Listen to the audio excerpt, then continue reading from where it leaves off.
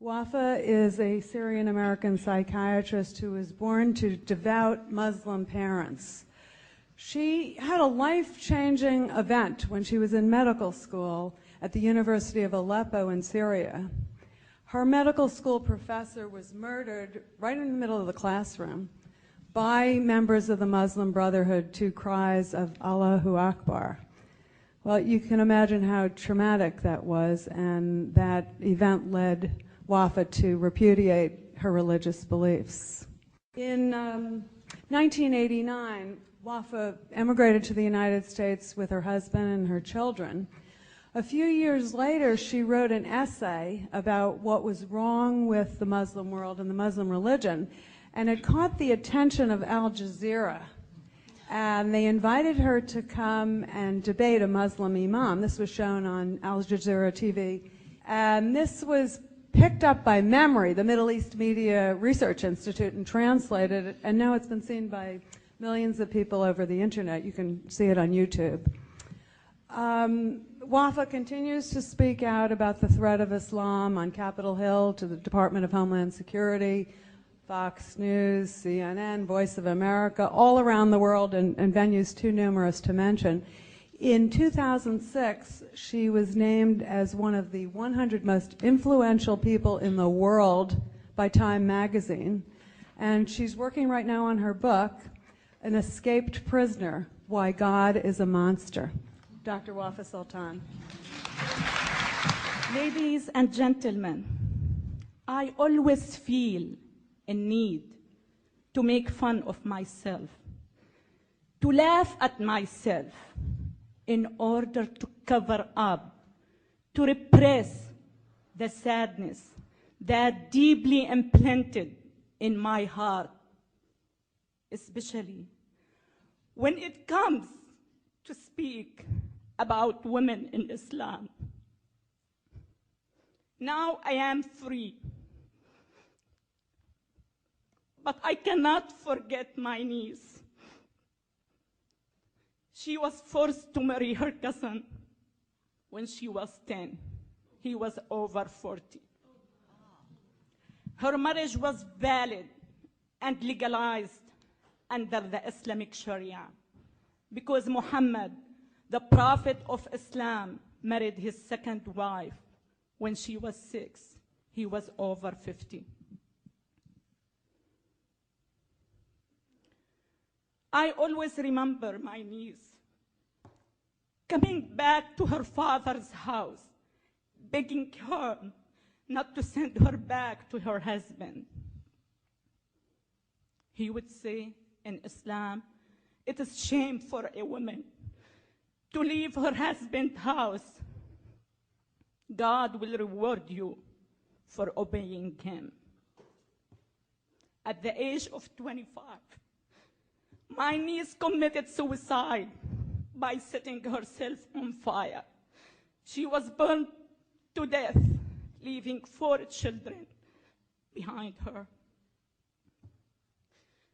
In 2002, the Saudi religious police stopped schoolgirls from leaving a blazing building because they weren't wearing the correct Islamic dress.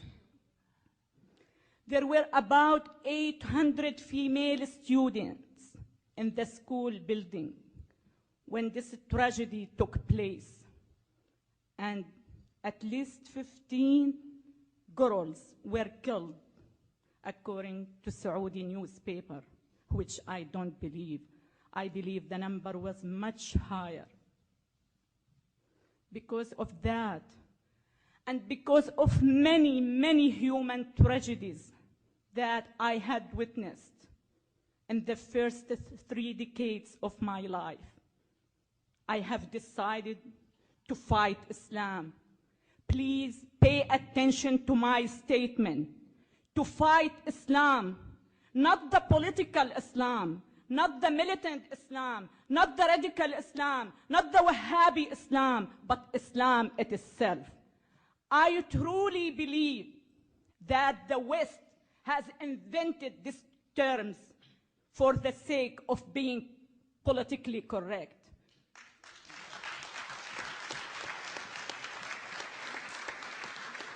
growing up in Syria, I have never heard but Islam. Islam has never been misunderstood. Islam is the problem, but no one is stating the truth. No one is taking a hard look at the root of the terrorism, which is the brainwashing machine called Islam. Islam is not up to me, is not up to any Muslim man or woman. Islam is exactly what the Prophet Muhammad did and said. In order to understand Islam, you have to read the biography of Muhammad.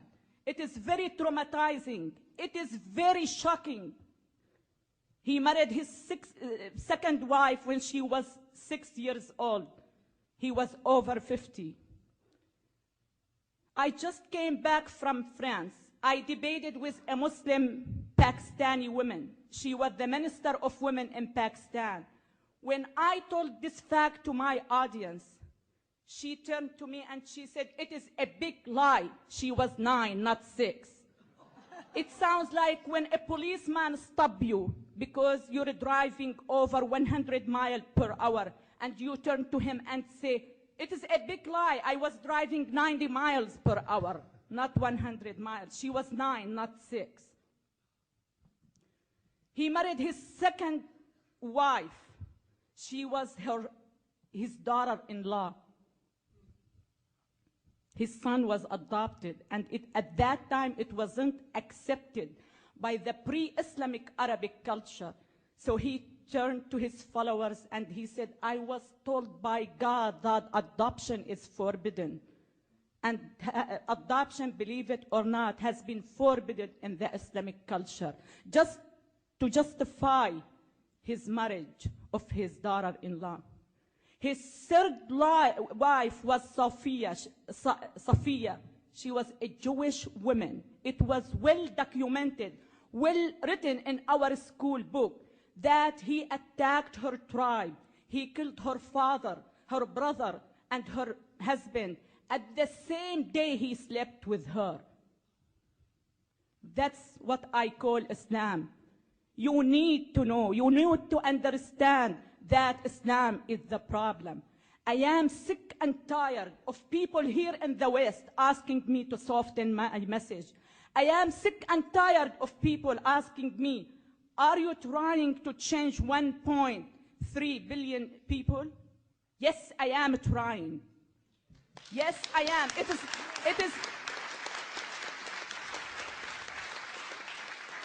It is not a matter of I am trying. I will change him. I want you to know that the very first value I learned when I came to this great country, that you can do the impossible if you truly believe in yourself. I not only believe in myself, I believe in many million Muslim women like Nooni Darwish and Ayan Ali. And we are working hand in hand to change 1.3 billion Muslims. They have to realize that they have only two choices: to change or to be crushed.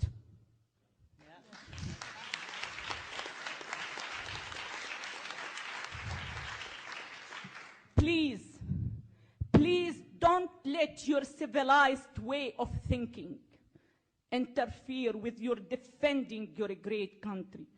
Please, please defend your values. Please defend your freedoms. Defend the heaven you are living in. Don't take anything for granted. I don't. I enjoy every single moment of my American life.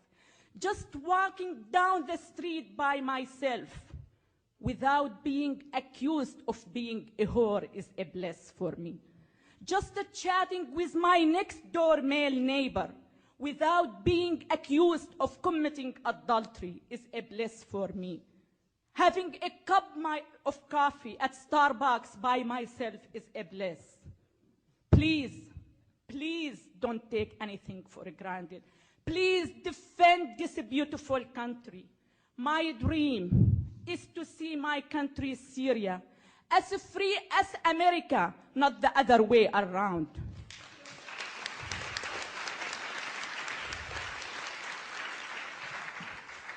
When I was in Syria, I cried a lot. Now that I am free, I still cry, and much harder, for those women whom I left behind. My dream of one day, having all of them free, should be the dream of all humanity. Thank you so much. God bless you. God bless America.